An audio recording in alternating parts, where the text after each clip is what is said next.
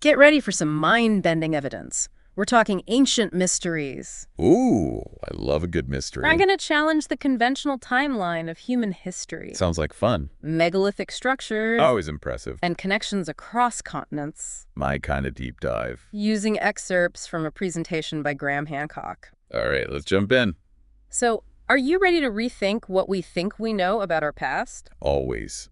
The accepted narrative can be pretty limiting. Like that Clovis first idea? Yeah, the textbook version. Humans first came to the Americas only 13,400 years ago. Way too simple, in my opinion. Right. Holding on to those outdated ideas really holds us back. It can even hurt the careers of researchers who challenge the status quo. It's crazy. Like, what happened to Jacques Cinq-Mars? Oh, yeah, I remember reading about that. He found evidence at Bluefish Caves in the Yukon Territory, pushing human presence back to 24,000 years ago. Wow, that's over 10,000 years earlier. And the reaction from the mainstream was brutal. Talk about being ostracized. They ridiculed his work and cut his funding. It's really only recently that his findings have been vindicated. Which makes you wonder how many other discoveries are being ignored just because they don't fit the narrative. Oh, many, probably.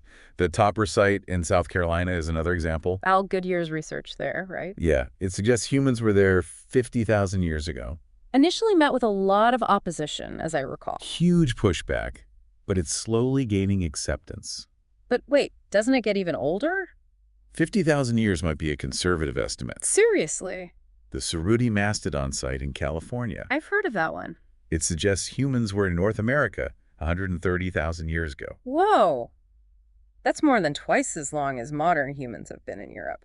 Completely changes our understanding of human migration. It really does. It's like we've been looking at history with blinders on. Challenge that Eurocentric view. Opens up the possibility of some pretty advanced pre-Clovis cultures. Cultures capable of sophisticated toolmaking, maybe even complex social structures. So people were in the Americas way earlier than we thought. Much earlier. But how did they get here? That's where it gets wild. This is where that genetic connection comes in, right? The one between indigenous tribes in the Amazon and Aboriginal Australians and Papuans. Yeah, that's a real head-scratcher. It's a deep genetic signal. Dating back at least 10,400 years. Really challenges the idea that everyone came via the Bering Land Bridge. But here's the thing. What's that? That signal isn't found anywhere in North America. That's interesting. Only in South America and Australasia. So how did it get there? $1,000,000 question. Maybe a trans-Pacific migration brought that lineage to South America thousands of years ago. A possibility for sure. But were people crossing oceans that long ago? It seems like it. Geneticist Esk Willerslev, who led the research, said, Yeah. someone holding this signal comes into the Americas, not through Beringia, but crossing into South America across the ocean. Wow, he's really suggesting ancient people crossed the Pacific Ocean. Potentially using sophisticated navigation techniques. Maybe techniques we've underestimated or completely forgotten. Absolutely possible. And then we have evidence for advanced construction techniques. Like the Great Sphinx of Giza. Standard explanation puts its construction around 2500 BC. But there's those signs of water erosion, right? The type and extent suggest it was exposed to prolonged periods of heavy rainfall. Rainfall that hasn't been a feature of the Giza Plateau for thousands of years. Exactly. Could the Sphinx be much older? The evidence points in that direction, and if the Sphinx is that old, It changes everything. it really does. So advanced construction and seafaring way earlier than mainstream archaeology allows. Seems like it. What other evidence is there for a more technologically advanced ancient world? Let's look at Göbekli Tepe in Turkey. That site is amazing. Massive, intricately carved, T-shaped pillars. Going back 11,600 years. The oldest known monumental stone structure in the world. Why is that so significant for this discussion? It shows ancient cultures were capable of sophisticated megalithic construction far earlier than previously thought. Right. The conventional view is that such structures required large, settled agricultural societies. But Göbekli Tepe predates agriculture by thousands of years. That blows the traditional timeline out of the water. It challenges it, for sure. And it raises the question of whether there are even older megalithic structures hidden in plain sight. Like misattributed to later cultures? Or lost beneath the oceans. Wow. What other incredible structures might be out there? And that brings us to another point. The vast, unexplored territories of our planet. Like the Sahara Desert. Submerged lands from the last ice age. The Amazon rainforest. all with immense potential for archaeological discoveries. It's like we've only just scratched the surface. Entirely scratched it. Speaking of submerged lands, I've got some personal experience to share. Ooh, tell me more. Years of scuba diving, exploring underwater sites, Wow, sounds amazing. searching for clues to our ancient past. Fascinating. What have you found? Well, one of the most intriguing sites is Nan Madol in Micronesia. It's a complex of artificial islets built with these huge basalt logs. Oh, I've seen pictures. Everyone knows the part above water, but it's what lies beneath that's so intriguing. What did you find down there? Well, as you descend, you see more of the same basalt construction. Right. But deeper down, around 27 meters, you start seeing these massive pillars, Interesting. completely different from anything above the surface. Different construction methods. Maybe different time periods. That's what's so fascinating. There's even a fallen pillar that looks just like the megalith of Tenian. Tinian. Yeah, a nearby island. Wow, could there be a connection? Like a network of ancient sites? It's possible. And then there's Yonaguni off the coast of Japan. I've heard of that one. Intense currents, really hard to explore properly. Underwater archaeology is definitely challenging. It's a diver's dream and nightmare. So what did you see down there? It was mind-blowing. Tunnels, terraces, steps carved into the rock, and these massive blocks positioned in ways that just don't seem natural. Some say it's all natural, some say it's human-made. I've been down there, and honestly, Yeah, it's hard to believe those structures are purely natural. I get it. Sometimes you have to see it to believe it. The precision, the complexity, it's just too compelling. It does make you wonder what else is hidden beneath the waves. And it's not just Nan Madol and Yonaguni. No. We found evidence of ancient structures off the coast of Taiwan. Really? A massive stone circle 30 meters underwater in the Kurama Islands of Japan. Wow. Even possible submerged ruins off the coast of Mahabalipuram in India. So much evidence challenging the conventional timeline. Every time we look beneath the waves, we find more. It's like the oceans are holding a vast archive of our past. Imagine what we might find if we dedicated more resources to underwater research. It's an exciting thought. But let's shift gears for a moment. Okay. Let's talk about the Amazon rainforest. Another area full of mystery. The lungs of the planet. A biodiversity hotspot, so much to discover. What draws your attention there? The Amazonian geoglyphs, for starters. Those massive geometric earthworks. Yeah. They challenge that view of the Amazon as just a pristine wilderness.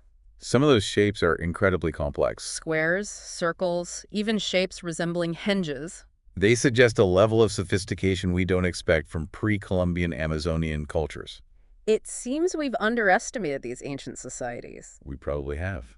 And don't forget about ayahuasca, Oh yes, the vine of soul. used in spiritual and healing ceremonies. To access other realms of consciousness. The Tucano people believe it allows shamans to ascend to the Milky Way and enter the other world. That echoes ancient Egyptian beliefs. It does, doesn't it? Shared ancestral knowledge, or maybe convergent experiences in altered states of consciousness. It's a really interesting connection. It is.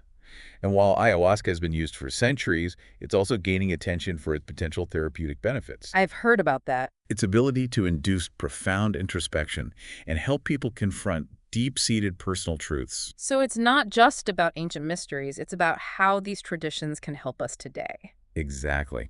And speaking of shared ancient traditions, let's talk about the 7 sages, The survivors of a great flood or cataclysm. possessing ancient wisdom, rebuilding civilization. A fascinating archetype found in cultures all over the world, It ties into the Edfu building texts in Egypt. which describe a primeval island homeland destroyed by a flood. 7 sages surviving to spread ancient knowledge, And that reminds me of Plato's account of Atlantis. often dismissed as a myth. But remember that detail about the flood happening 9,000 years before Solon's time? That aligns with the Younger Dryas period, And the rapid sea level rise of meltwater pulse 1b? a period of major climate change around 11,600 years ago. Maybe these myths preserve a memory of real cataclysmic events. Events that wiped out civilizations, forced humanity to start over. It's a chilling thought. It is. Our civilization might not be the first. Maybe others rose and fell long before recorded history. It makes you wonder what else might be out there. Hidden beneath the waves, buried in the sand, swallowed by the jungle, So many secrets waiting to be uncovered. and so many stories yet to be told. What can we learn from these ancient civilizations? What wisdom can we glean from their successes and failures? How can we use that knowledge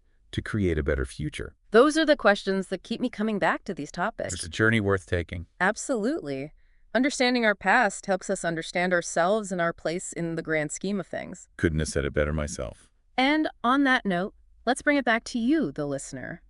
So much ground covered in this deep dive, It's been quite a journey. challenging the timeline of history Lost civilizations. and ancient traditions. What stands out to you, listener? As we journeyed through these alternative theories For me, it's human resilience. and adaptability, We've seen evidence of ancient people crossing oceans, building these monumental structures developing complex societies. way earlier than we thought possible. It really speaks to their ingenuity and resourcefulness. It's like we've underestimated ourselves. Forgotten what our ancestors accomplished.